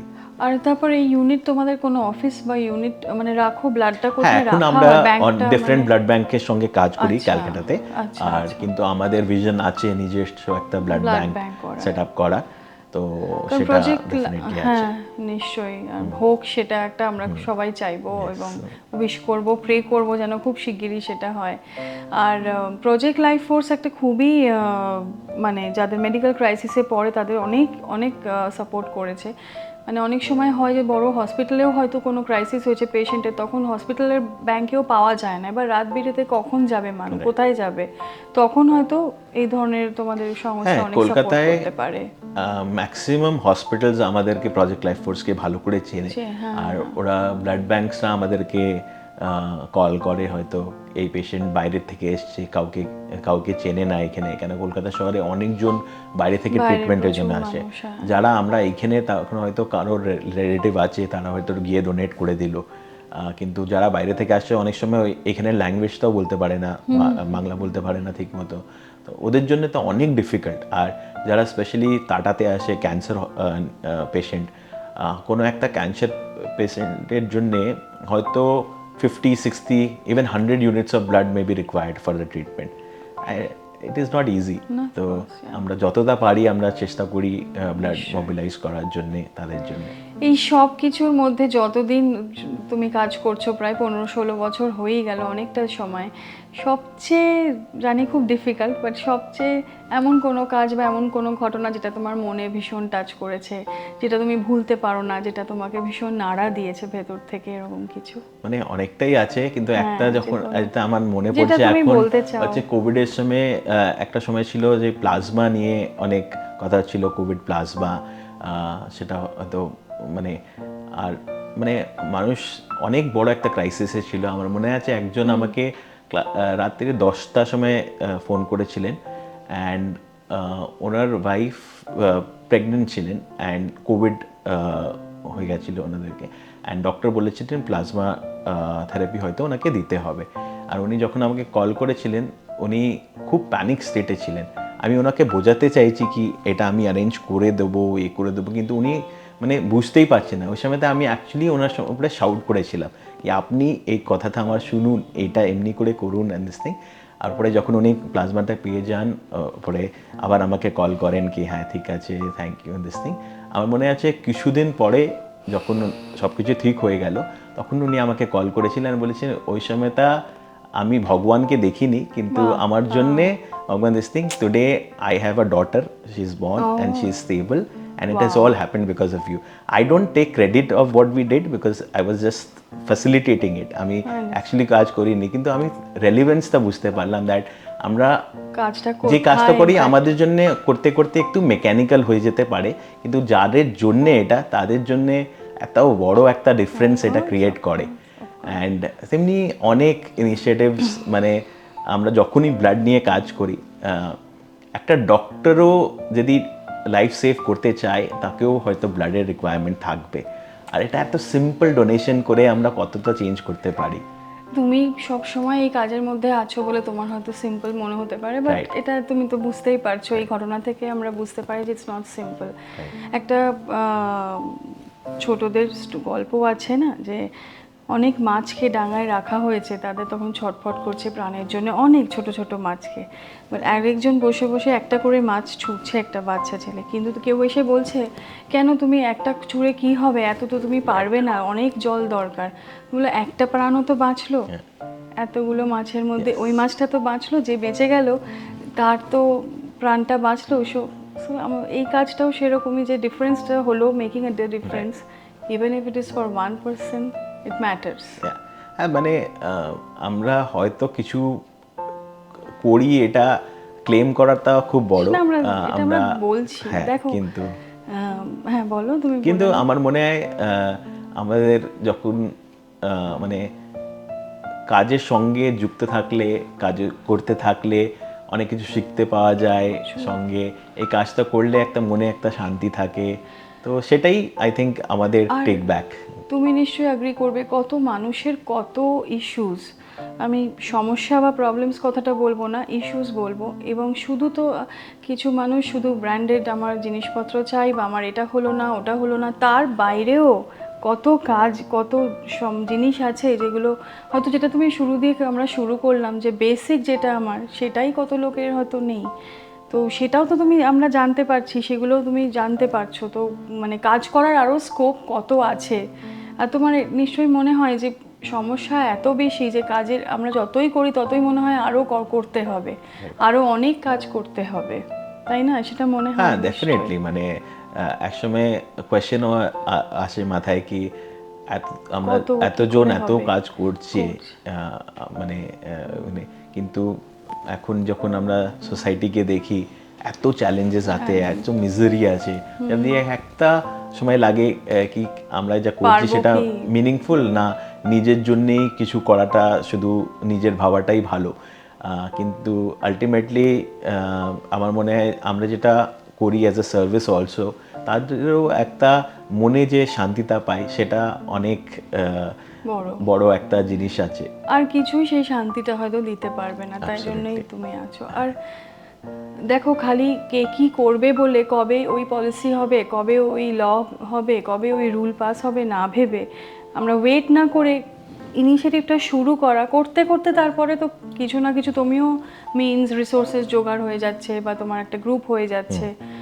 তুমি সবচেয়ে বড়, মানে এখন যা যা বললে, এত বড় এক্সাম্পল যে তুমি কিভাবে শুরু করেছিলে একটা ইন্টার্নশিপ প্রোগ্রাম বা ইন্টারন্যাশনাল এক্সচেঞ্জ প্রোগ্রাম থেকে, সেখান থেকে আজকে কোথায় তোমার স্পেকট্রামটা, তো দ্যাটস হিউজ। আর তোমার এরপর ফিউচার প্ল্যানস কি? হ্যাঁ, তার মধ্যে আমার মনে একটা মেসেজ যেটা আমি ক্যারি করি হচ্ছে, এত যেই কাজগুলো মানে আমি ভাবি এঙ্গেজ করাতে, আমি ভাবি সব থেকে বড় রোল হচ্ছে to be an active citizen. আমি এটাকে অ্যাক্টিভ সিটিজেনশিপ বলি।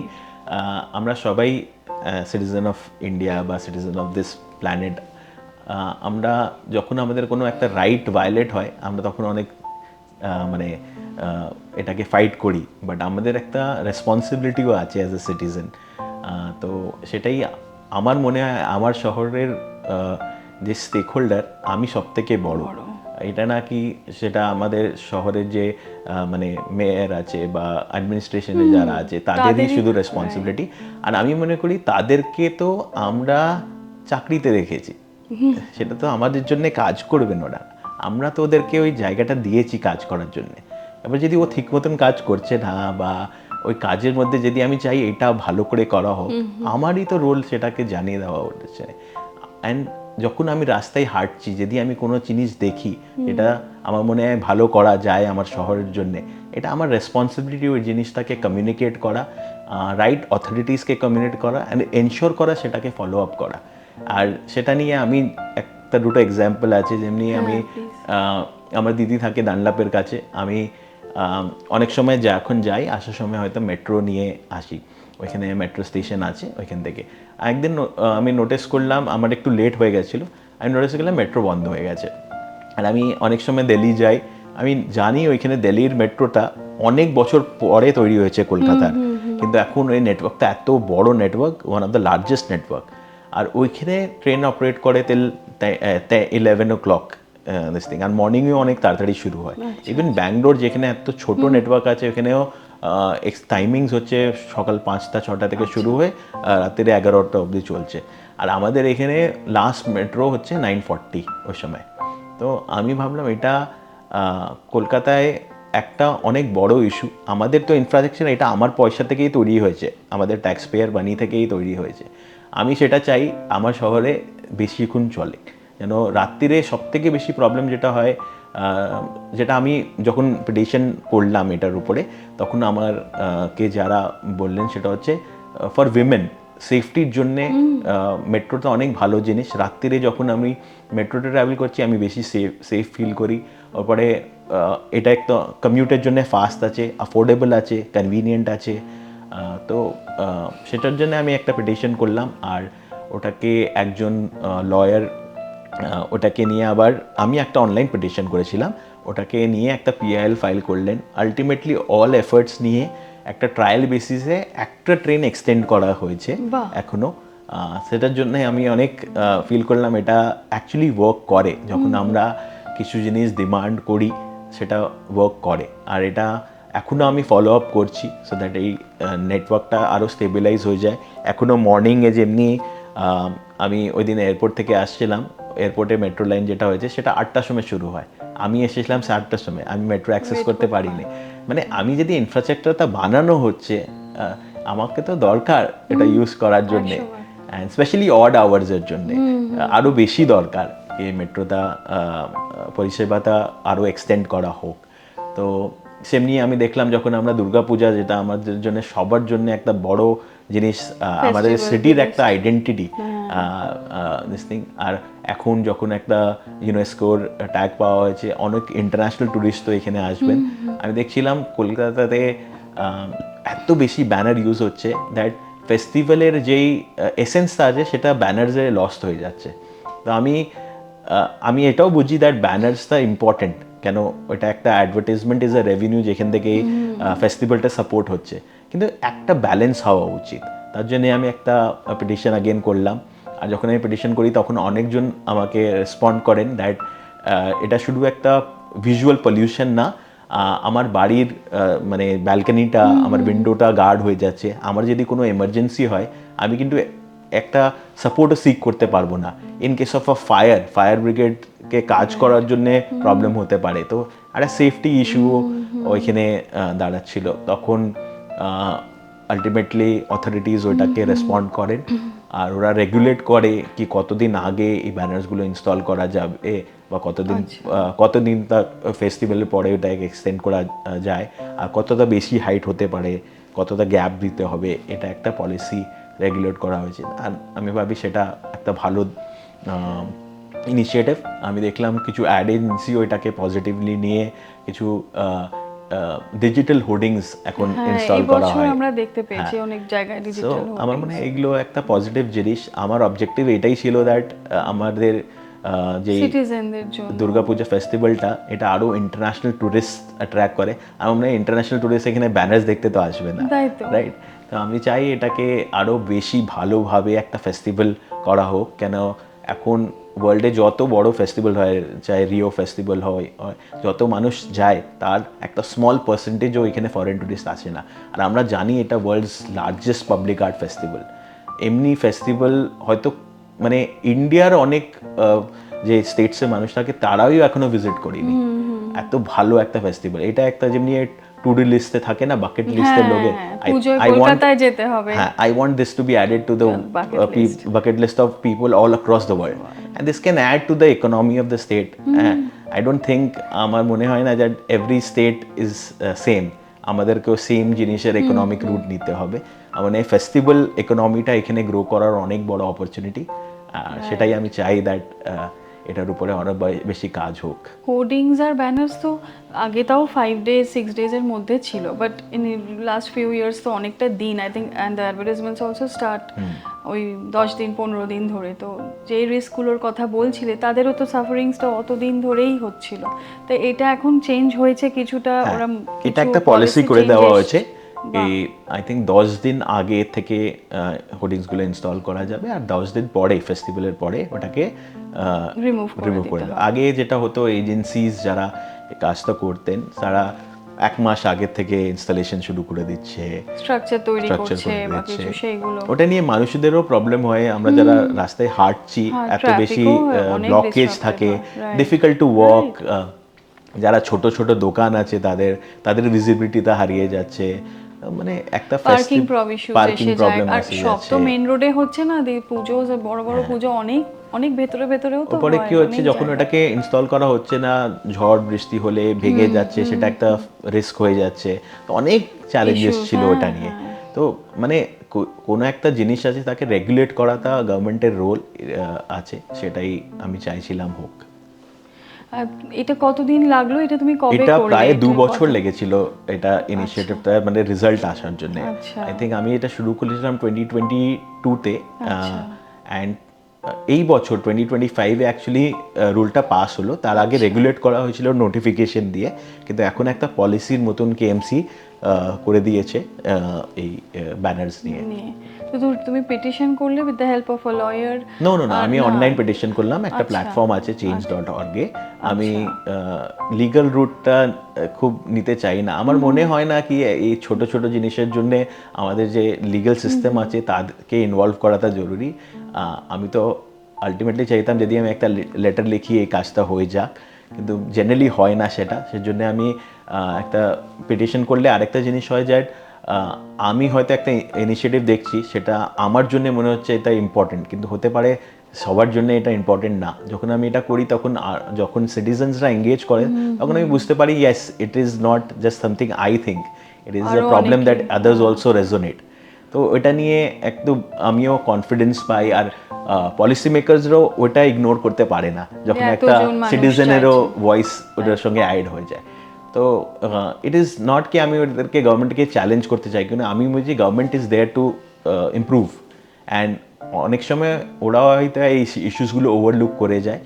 That is where active citizenship is important, কি আমরা এই ইনিশিয়েটিভসটাকে ওদের প্রায়োরিটি লিস্টে নিয়ে আসতে পারি। হয়তো বেশি বড় কিছু করতে হবে না, কিন্তু ছোট জিনিসের মধ্যে এটা ইস্যুসগুলোকে প্রায়োরিটাইজ করলে আমরা ছোট ছোট করে অনেক শহরটাকে ইমপ্রুভ করতে পারি। নিশ্চয়ই। আর মেট্রোর যে টাইম এক্সটেনশনের পিটিশন করেছিলে ওইটা কতদিন? সেটাও অলমোস্ট 2 বছরের মতন লেগেছিল, লেগে গেল। আর এখনো আমি ভাবি ওটা পুরো কমপ্লিট হয়নি, কেন আমি যাই এক্সটেনশনটা একদম স্টেবিলাইজ হোক। Morning সব early morning যে time-টা। মেট্রোগুলোর এক্সটেনশন হচ্ছে সেটাও মর্নিংও একটু আর্লি শুরু হোক, রাত্রিরও 11টা অবধি। যেমনি কেন রাত্রিরে এখন কলকাতা শহরে কমিউটের জন্য একটা চ্যালেঞ্জ আছে, শুধু আমাদের ওলা উবার ছাড়া বেশি অপশন থাকে না, আর সবার জন্য এটা সম্ভব থাকে না। আর আমরা যদি যাই, এখন যেই ওয়ার্ক কালচারটা হয়ে গেছে, অনেকের অনেক অনেক টাইমিংয়ে কাজ থাকে, তো এটা নিয়ে অনেকের বেনিফিট হবে যদি এই এক্সটেনশনটা করা যায়। হ্যাঁ, আর অড টাইমের লোক বাড়ছে, শহরটাও তো বড় হচ্ছে, কাজও বাড়ছে নানান ভাবে। দরকারি খুব, মেট্রোটা হলে ভীষণ সুবিধে। সেটাই। খুব খুব ভালো লাগলো অজয় তোমার সাথে কথা বলে আজকে। আমরা আড্ডার অলমোস্ট শেষের দিকে। তুমি ইয়াং জেনারেশন যারা নতুন বা স্টুডেন্টস যারা যারা চায় ধরো না সোশ্যাল সার্ভিসের সাথে যুক্ত হতে, তাদের জন্য তোমার কি মেসেজ থাকবে, তুমি যদি একটু বলো। মানে আমার মেসেজ বলতে গেলে আমি এটাই বলতে চাইবো কি, আমরা যখন কোনো একটা প্রবলেমস নিয়ে ডিল করি, আমাদের নিজস্ব অনেক প্রবলেম থাকে, আমরা ওটার মধ্যে আটকিয়ে থেকে যেতে পারি। আমরা যদি এই প্রবলেমসগুলো, বাইরের প্রবলেমসগুলো ডিল করি, যেটা আরও বড় প্রবলেম, সিস্টেমিক প্রবলেম, আমাদের ছোট যে প্রবলেমগুলো আছে সেটার ইম্পর্টেন্সটা আরও বেশি থাকে না। সেটা নিয়ে যেটা আমি বলতে চাইছি যে যখন আমরা সোসাইটির কাজে এঙ্গেজ করি, আমাদের ভিশনটা, আমাদের মাইন্ডসেটটা অনেক ব্রড হয়ে যায়। সেটা আমাদের ক্যারিয়ারেও হেল্প করে, আর আমাদের নিজের মনটাকেও ভালো রাখার জন্যে একটা অনেক ভালো সলিউশন। এখন আমরা দেখছি মেন্টাল হেলথ অনেক বড় একটা ইস্যু হয়ে যাচ্ছে। আমার মনে হয় best way to deal with mental health is to do something positive. ওটা নিয়ে কাজ করলে, এনার্জিটা ভালো করে ইউজ করলে আমরা অনেক ভালো পজিটিভ এনার্জি পাবো, that will help us, help people around us. So not for others but do it for yourself, do something, and if you like it you continue it, otherwise you can do whatever you want. না, যদি ছোটরা কিছু করতে চায় অনেকে ভাবে আমি কি করে করব একা, বা আমি কাকে বলবো, ভয় পায়, সে কি থাকে। একটা কোনো ইয়াং মেয়ে 9-10-এ পড়ছে, কিছু হয়তো করতে চায়, কিছু দেখলো, তার মনে কোথাও হয়তো নাড়া দিল, কিন্তু সে জানে না how to approach or hmm to contact, how to start basically, তাদের তুমি কি বলবে? হ্যাঁ, আমার মনে হয় কোনো একটা ভিশন বড় হতে পারে, কিন্তু ফার্স্ট ফাইন্ড কি সব থেকে স্মল লেভেলে আমি কি করতে পারি। কারণ আমি হয়তো আমার প্ল্যান হতে পারে আমি পুরো এডুকেশন সিস্টেমটাকে চেঞ্জ করব, আমি 100 স্কুল সেট আপ করবো, কিন্তু আমি হয়তো শুরু করতে পারি হচ্ছে একটা ছোট বাচ্চার সঙ্গে ইন্টারাক্ট করে একটা বাচ্চাকে পড়াচ্ছি, বা একটা কোনো সংস্থা যারা কাজ করছে তাদের সঙ্গে গিয়ে ভলেন্টিয়ার করলাম। আমি সেই কাজটাই তো করতে চাই আলটিমেটলি। এটা হয়তো আমার স্কুল না, আমি তৈরি করিনি, কিন্তু কেউ যে কাজ করছে তার সঙ্গে যদি যুক্ত হয়ে পাই, আমি অ্যাটলিস্ট বুঝতে পারবো এই কাজটাই অ্যাকচুয়ালি আমি করতে চাই কিনা, বা হয়তো আমি অন্য একটা কোনো প্রবলেমকে ইন্টারফেস করলাম ওইখান থেকে। আর then when you feel ready you start something, but ওই অ্যাকশনের উপরে জাম্প করাতে immediate it is very important. Take small action, just visit a school if education is something. একটা স্কুলে তুমি শুধু যাও, একটা স্কুল ভিজিট করো, that is also an action taken, that will see where it goes, and don't feel guilty if you're not able to start. If you're not able to start, it's fine. অন্য কিছু রাস্তা Yeah, whatever is meant to be, you will ultimately come across it. অনেক সময় যায় অনেক আমি তোমার আরেকটা কোয়েশ্চেন মানে জানতে চাই তোমার কি মতামত। এনজিওস বলতেই মানুষের কিন্তু একটা নেগেটিভ ধারণা আছে, অনেক যে সব বিষয়ের মতো এই বিষয়েও আছে, যে আবার আমি যদি করতে চাই আমাকে কি এনজিওর সাথেই যুক্ত হতে হবে তবেই আমি করতে পারবো, এইটা। আর আরেকটা হচ্ছে যে এনজিও, আমি এনজিও খুলবো না, আমি করতে চাই কিন্তু আমি কোনো এনজিও করে করব না, এই তুমি কি বলবে তাদের যারা এরকম হ্যাঁ, আই থিঙ্ক সব থেকে ভালো হচ্ছে যারা কেউ কাজ করছে তাদের সঙ্গে যুক্ত হয়ে যাও। আর এটা নাকি তুমি ফার্স্ট লেভেলেই একটা ভালো অর্গানাইজেশন, তুমি যে কাজটা করতে চাও সেটা ম্যাচ করবে, but you meet other people, this thing. I think starting an organization should be the last choice. If someone is already doing it and if you can support it, that is the best thing to do. আর আমি এটা এর জন্য বলছি, কেন একটা organisation শুরু করা, ওটাকে রান করা, অ্যাডমিনিস্ট্রেটিভ অপারেশনালস এত কিছু হয়, যেটা আমি অ্যাকচুয়াল কাজ করতে চাই তাটার থেকে অনেক টাইমটা চলে যায়।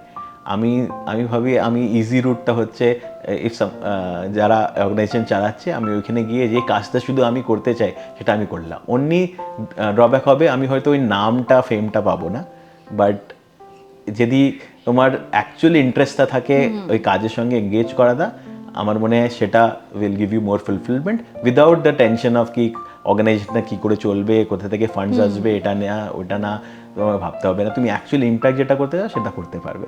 ওটা হয় না যেমনি এখন উবার মডেল আছে, গাড়িতে আমার না, আমি বুক করলাম, ইউজ করলাম, ছেড়ে দিলাম, সেমনি কাজ করো না, সেটা তো আরও ভালো জিনিস, অ্যাসেট লাইট মডেল। আর যাদের এনজিও নিয়ে অনেক নেগেটিভ ধারণা, তাদের তুমি কি বলবে যে এনজিও মানেই কাজ হয় না, আমার টাকা নষ্ট হয়ে যাবে, আমার টাকা নিয়ে নেবে, এরকম তো তুমিও নিশ্চয়ই ফেস করো। মানে তাদের আমার মনে হয় এই ধারণাটা কি ঠিক, বা সবাই এনজিও শুরু করে with good intention, but ultimately যেটা আমি বলছিলাম, কাজ করতে করতে হয়তো একটা ইনফ্লুয়েন্স হয়ে যায় থ্রু ফেম আর থ্রু মানি আর this thing, and they forget what they started for. So সবার ক্ষেত্রে তো সেটা হয় না, সেটাই বলতে হবে, সেটাই। বাট এটা তো সব প্রফেশনেই আছে, ভালো লোক খারাপ লোক সবই আছে। আর যখন তুমি কোনো অর্গানাইজেশন যাবে, তুমি নিজের কাজটা অনেস্টলি করছো, ট্রান্সপারেন্টলি করছো, সেটা ভেরি ইম্পর্টেন্ট। তোমাকে তোমার রোল না ওই অর্গানাইজেশনটাকে ফিক্স করা, তুমি নিজের কাজটা করো, যদি তোমার ভালো লাগছে করো, না হলে অন্য অর্গানাইজেশনে মুভ করো, ওটা নিয়ে বেশি ভেবো না। অ্যান্ড এমনি মানে আমি যেটা আগেই ভেবে নিলাম সবাই খারাপ আছে, এই ধারণাটা করা ঠিক না, বিকজ এভরি ফিল্ডে ভালো খারাপ সেটা আছে। আমাদের একটা টেন্ডেন্সি থাকে নেগেটিভটাকে বেশি এক্সপ্যান্ড করে দেওয়া, একজনকে খারাপ এক্সপিরিয়েন্স থাকলে মানে সবাই খারাপ আছে, সেমনি হয় না। অনেক ভালো মানুষ আছে যার জন্যই মানে সোসাইটিটা স্মুথলি রান করে, ওয়েদার ইট ইজ পলিটিশিয়ান বলো, অ্যাডমিনিস্ট্রেশন বলো, ইন্ডিভিজুয়াল বলো, সিটিজেন বলো, সব এখানে ভালো লোক আছে। সো নিজের মাইন্ডসেটটা পজিটিভ করো, অ্যান্ড মিট পজিটিভ পিপল, অমনি একটা সার্কেল ক্রিয়েট করো, সেটাই আমার মনে হয় ভালো থাকে। ওয়ান্ডারফুল, খুব খুব খুব ভালো লাগলো। Thank you. তোমার ফিউচার প্ল্যানস, তোমার প্রজেক্ট লাইফ ফোর্সের plans, blood donation, water saving water, greenery, working for the homeless, সব কিছু নিয়ে তোমার কাজ খুব ভালো থাকুক, আরও ভালো ভালো কাজ তুমি করো। আর তুমি অনেক ছোট হয়েও আমাদের সকলকে অনেক বেশি মোটিভেট করলে। Thank you. আমার মনে হয় আমার সঙ্গে যারা দেখবেন, আমাদের দর্শক বন্ধুরা প্রত্যেকে অনেক অনেক মোটিভেশন পাবেন। ইচ্ছে করলে কি না করা যায়, Right. ঠিক মতো চাইতে হয়, মন থেকে চাইতে হয়, তবেই হয়। তোমাকে অনেক অনেক ধন্যবাদ, খুব ভালো থেকো। শুনলেন অজয়ের সঙ্গে আমাদের আজকের আড্ডা। আমাদের অনেক সময় এমন ধারণা হয় যে নাম শুনে আমরা ভেবে নিই সেই মানুষটা কেমন হবে বা কী করে। যেমন অনেকেই হয়তো আজকে ভাবতে পারেন শুরুতেই যে অজয় মিত্তল, আচ্ছা সে কী করে, সে কি একটি ব্যবসায়ী, কেন সে আজকে আমাদের এই আড্ডার আসরে। কিন্তু এই পর্বটি পুরোটি শুনলে আপনারা বুঝতে পারবেন আজকে কত রকম বিষয় আমাদের আলোচনা হলো। একজন জন্মসূত্রে বাঙালি না হয়েও নিজের শহরকে ভালোবেসে কলকাতাকে আপন করে কত রকম কাজের সাথে সে যুক্ত, এবং শুধু তাই নয়, কত মানুষকে সে মোটিভেট করেছে নিত্যদিন। অবশ্যই পুরো পর্বটি শুনবেন, কেমন লাগলো আমাদের জানাবেন। আমরা রংধনু কথা পরিবার আপনাদের অত্যন্ত ভালোবাসায় আপ্লুত। আমরা অকল্পনীয়ভাবে আপনাদের সাড়া পেয়েছি। আপনাদের এত এত ভালোবাসা পেয়ে আমরা সত্যিই খুবই আনন্দিত। এমনভাবেই আমাদের সাথে থাকবেন, রংধনু কথা পরিবারের সাথে থাকবেন, অন্যান্য বন্ধুদের সাথে আমাদের পর্বগুলি শেয়ার করবেন, আরও ভাগ করে নেবেন, যাতে সকলের কাছে আমরা এসব মানুষের কথা পৌঁছে দিতে পারি। আপনাদের যদি জানা থাকে এমন কোনো মানুষ যাদের কথা আপনারা শুনতে চান, আপনাদের কারোর কথা আপনারা বলতে চান, তাহলে আমাদেরকে অবশ্যই জানাবেন। আমাদের ইমেল আইডি দেওয়া থাকে আমাদের ডেসক্রিপশানে, বা প্রতিটি পর্বের ডেসক্রিপশানে আমাদের সঙ্গে যোগাযোগ করার ইমেল দেওয়া থাকে। সেখানেও আপনারা লিখতে পারেন বা কমেন্ট সেকশানেও লিখতে পারেন আপনার নম্বর দিয়ে, নাম দিয়ে। আমরা আপনাদের সাথে যোগাযোগ করে নেব। অবশ্যই জানাতে ভুলবেন না কেমন লাগছে আমাদের পর্বগুলি। সাবস্ক্রাইব করবেন, শেয়ার করবেন এবং কমেন্ট করবেন। রংধনু কথা পরিবারের সাথে থাকবেন। ভালো থাকবেন সকলে। দেখা হচ্ছে খুব শিগগিরই আগামী আরও একটি নতুন পর্ব নিয়ে। নমস্কার।